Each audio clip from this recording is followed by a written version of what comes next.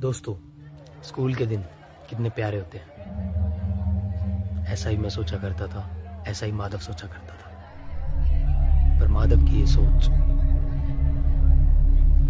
Change तब हुई जब एक दिन एक्स्ट्रा क्लास के लिए उसे रुकना पड़ा। दोस्तों, हमारी 50 लोगों की क्लास होगी।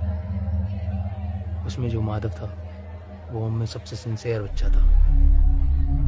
और माधव पता नहीं क्यों पिछले एक हफ्ते से टेस्ट में लगातार 0 लेके आ रहा था। इसका ना ही मुझे पता था, ना ही हमारे टीचर्स को पता चल रहा था कि क्या कारण था। मैं माधव से रोज पूछता, माधव भाई तुझे हुआ क्या है, क्या कारण है, तेरे मार्क्स गिरते जा रहे हैं। माधव कुछ नहीं कहा करता था, बस वो चुपचाप बैठा रहा करता था। माधव टॉपर तो था, पर एक टाइम ऐसा भी था जब माधव टॉपर नहीं था। वो क्लास के नालायक बच्चों में से आया करता था। पता नहीं अचानक एक महीने के अंदर ही वो कैसे इतना समझदार हो गया कि सब एग्जाम्स में उसके 10 out of 10, 20 out of 20, 30 out of 30 आने लगे। और ये सब देख के टीचर्स, हमारी पूरी क्लास, हम सब हैरान थे कि माधव के इतने नंबर कैसे आ सकते हैं। दोस्तों, इसके पीछे एक बड़ी कहानी थी जिसका पता हमें तब चला जब माधव इस दुनिया में नहीं रहा।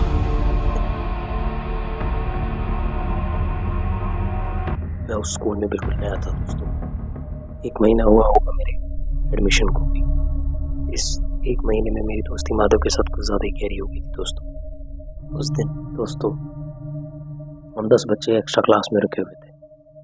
माधव पानी पीने के लिए निकलता है और जब आधे घंटे तक वो वापस नहीं आता तो टीचर्स और हम सब मिलकर माधव को क्लास से बाहर स्कूल में ढूंढने के लिए जाते हैं। 2 बच्चों का ग्रुप, जिसमें हम 5 जन ऊपर टेरेस पर उसे ढूंढने के लिए जाते हैं और बाकी के नीचे ढूंढ रहे होते हैं। टीचर बाथरूम की तरफ जाते हैं।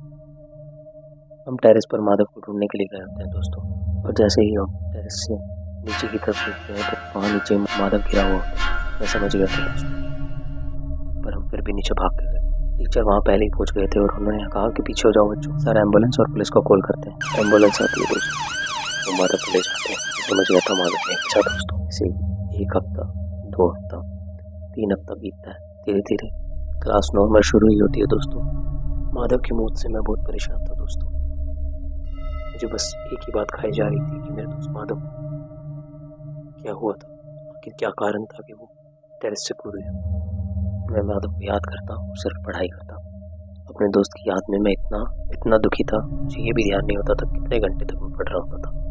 मेरा ध्यान सिर्फ किताबों में होता था। और ऐसे करते करते क्लास के होनहार बच्चों में मैं भी आने लगा। आखिर क्या कारण था कि वो टेरेस से कूद गया। बस यही सब सोचता हुआ मैं उस दिन क्लास के अंदर किताब ही पढ़ रहा था कि मुझे किसी के हंसने की आवाज़ आती है। उस हंसी का पीछा करता हुआ मैं क्लास से बाहर आता हूँ तो मैं क्या देखता हूँ, एक बच्चा जो सीढ़ियों से चढ़ता हुआ टेरेस की तरफ जा रहा होता है। मैं उसका पीछा करता हूँ। मैं जोर से चिल्लाता हूँ, अरे कौन हो, रुको 1 मिनट, तुम यहाँ क्या कर रहे हो, एक्स्ट्रा क्लास खत्म हो गई है, सर ताला लगाने वाले हो, चलो यहाँ से।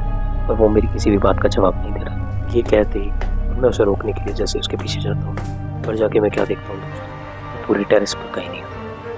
जब मैं टेरेस से नीचे मैदान की तरफ देख रहा हूँ तो वो माधव और हमारी क्लास के पिछले 2 टेबलों पर माधव मुझे बुला रहा, आ जाओ दीपक, आ जाओ दीपक। मैंने अपने आप को कहा नहीं, माधव नहीं हो सकता। पीछे मेरे सभी क्लास के टॉपर्स को देखकर मैं हैरान हो जाता। वो मुझे अपनी तरफ बुला रहे, पता नहीं क्या चीज़ थी वो जो मुझे तरफ खींच गई। मैं टेरेस की छत से कूदने को गई कि अचानक भी मुझे पीछे से सर पकड़ लेते और बोलते, दीपक। सर पर मैंने जब पीछे मुड़ कर देखा, तुम यहाँ क्या कर रहे हो, एक्स्ट्रा क्लास कभी खत्म होगी, तुम्हें घर नहीं जाना। और मैं जब नीचे की तरफ देखता हूँ तो कोई नहीं होता दोस्तों। सर मुझे नीचे ले आते हैं, स्कूल का दरवाज़ा बंद करते हैं। सर और मैं जा रहे होते हैं।